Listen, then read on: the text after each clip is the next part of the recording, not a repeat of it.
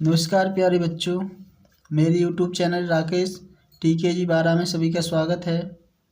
जैसा कि आपको पता है कि 5 फरवरी से कक्षा 9वीं के फाइनल एग्ज़ाम स्टार्ट होने वाले हैं। तो सबसे पहला आपका जो पेपर है वो हिंदी का है, तो अपन सबसे पहले हिंदी की तैयारी करते हैं। तो आज से आप मेरे यूट्यूब चैनल पर हिंदी के वीडियो देख सकते हो। आज से मैं डेली वीडियो डालने वाला हूँ। मेरे यूट्यूब चैनल पर पहले से भी कुछ वीडियो डले हुए हैं, तो आप वहाँ से भी देख सकते हो। इनकी मदद से आप हिंदी के पेपर में अच्छे नंबर ला सकते हो और पास भी आसानी से हो सकते हो। तो आज से अपन स्टार्ट करते हैं 5 फरवरी 2025 की, क्योंकि पहला पेपर आपका हिंदी का है, तो हिंदी की अपन पढ़ाई करते हैं।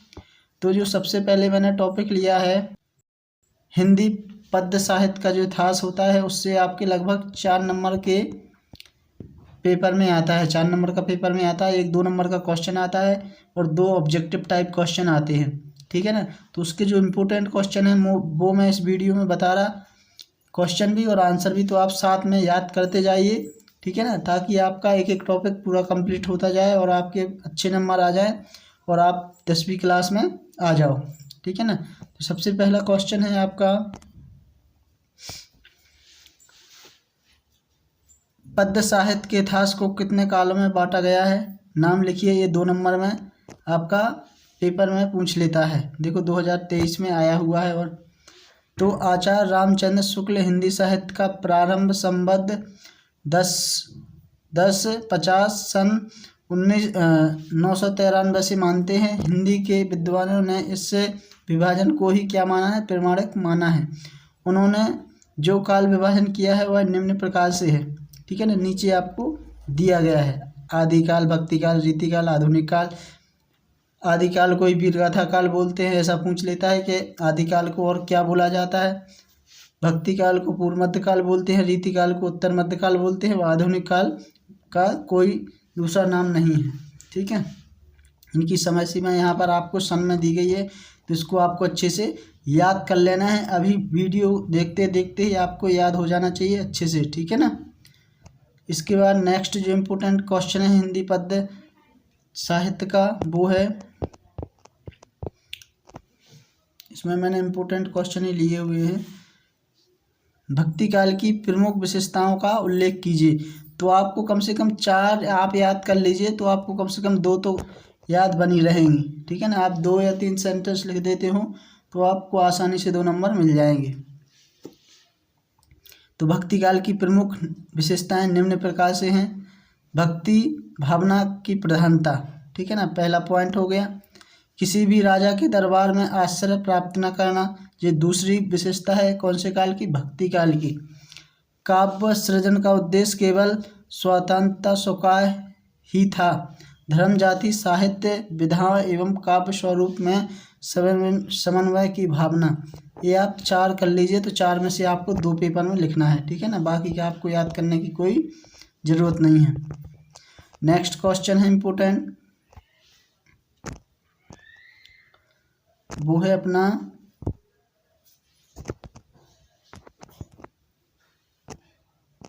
जी क्वेश्चन आता है, भक्ति काल को हिंदी साहित्य का स्वर्ण युग क्यों कहते हैं, ठीक है ना।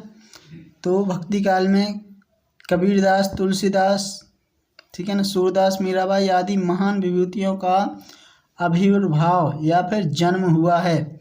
इनकी अमृतवाणी से जनसामान्य को अभूतपूर्व शांति तथा सुख का अनुभव हुआ है। इस काल का साहित्य अनुपम एवं आदर्श है। जिस युग में कबीर, जायसी, तुलसी, सूर जैसे प्रसिद्ध कवियों और महात्माओं की आत्मवाणी उनके अंतःकरण से निकलकर देश के कोने कोने में फैली थी, उसे साहित्य के इतिहास में भक्ति काल कहते हैं। और वह युग वास्तव में स्वर्ण युग के इतिहास से पूर्व था, इसलिए इसको क्या बोला जाता है? भक्ति काल को हिंदी साहित्य का स्वर्ण युग कहते हैं। इसलिए कहते हैं क्योंकि इसमें बहुत ही महान व्यक्ति ने जन्म लिया है, ठीक है ना, और अच्छी अच्छी रचनाएं की हैं, जिससे अपने जो देश के लोग हैं उनका कुछ अच्छा भला हो सका है, ठीक है ना। इसलिए इसको क्या बोलते हैं? हिंदी साहित्य का स्वर्ण युग बोलते हैं। निरुक्त भक्ति काव्य की प्रमुख विशेषताएं, ठीक है ना, तो इनको आप यहाँ से 2 को याद कर लीजिए। सगुण भक्ति काव्य के प्रमुख कवि एवं उनकी रचनाएं। तुलसीदास जी, रामचरितमानस, विनय पत्रिका, गीतावली, सूरदास जी, सूरसागर, सूरसारावली, साहित्य लहरी।